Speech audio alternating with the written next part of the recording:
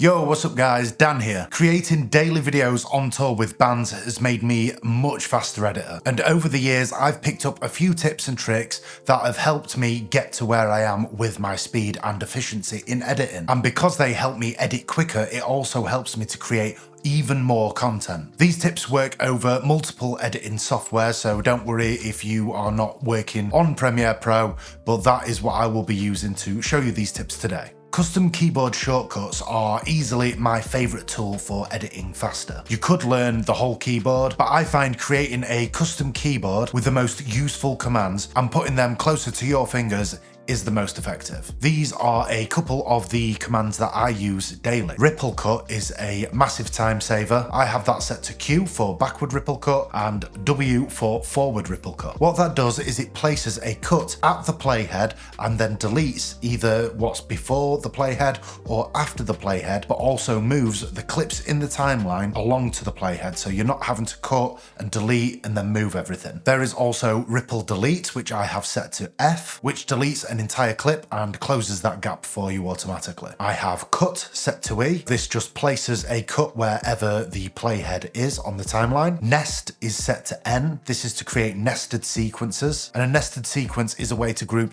multiple clips and audio. This easily allows you to apply effects or transitions to one clip rather than multiple clips. Link and unlink is set to L, and this just links a video clip with the audio clip underneath it. You'll notice that if I drag this clip around, the audio is following it, but when I click L to unlink it, the audio and the video can move separately on their own. This is handy for if you just need the audio from a clip or just the video from a clip, or if you're wanting to overlap some audio onto another clip. Another one is scale to frame size. I have that set to Z, and that automatically scales the clip to the size of the project settings. My next tip is using colored markers to differentiate footage. I mainly use these to be able to easily see what footage I have already used, so I'm not wasting time going back and raking through old clips. I have a keyboard command set for this as well, which is K, and that just automatically turns the clip to red, and then instantly I can just see that that clip has been used and I don't need to have another look at that. Organization is the next thing we're going to talk about. Making sure that your project folders and bins are well organized will save you so much time from scrolling around different folders,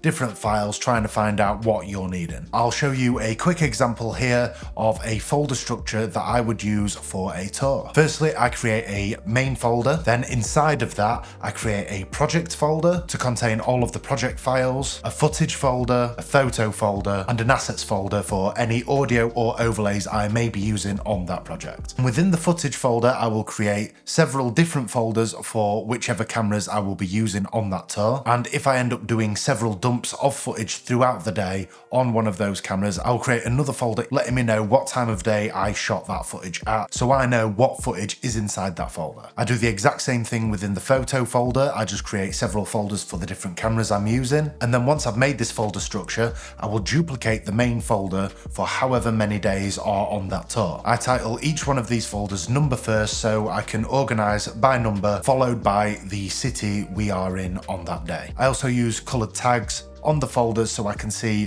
what is left to do, what's currently being worked on, and what has been completed. For bin folders inside of a project, I do a very similar thing. I create a template project which has a footage bin, which inside that has all of the cameras that I've been shooting on, an assets bin, and a sequences bin to keep things nice and tidy. A couple of extra quick ones are using adjustment layers. I just drag one of these to the top of my timeline, make it cover the entire timeline, and I use this for color grading or color correction or adding anything like black bars for the cinematic look. Another one is lowering the playback quality. This is probably an obvious one to some of you who are more experienced, but whilst you're cutting, you don't need the highest quality playback. This is only slowing you down. Drop it down to the lowest quality setting and you will speed through your edit. Another tip is using two timelines for making your selects and your final edit. Drop all of your clips into one timeline with no ins or outs set. Use this timeline to quickly scrub through all of your footage and find the best clips that you are wanting to use in your edit. You can place a rough cut around about where you would like it to start and end, and then drag that onto your master timeline. This saves time just clicking through every single clip in your media bin and scrubbing scrubbing through on the previewer. And not only does it save time, but it also keeps your master editing timeline nice and clean. I have loads more tips for speeding up your editing workflow. If you'd like to find out more of them, please subscribe, and in the meantime, you can check out more of my videos right here. Peace!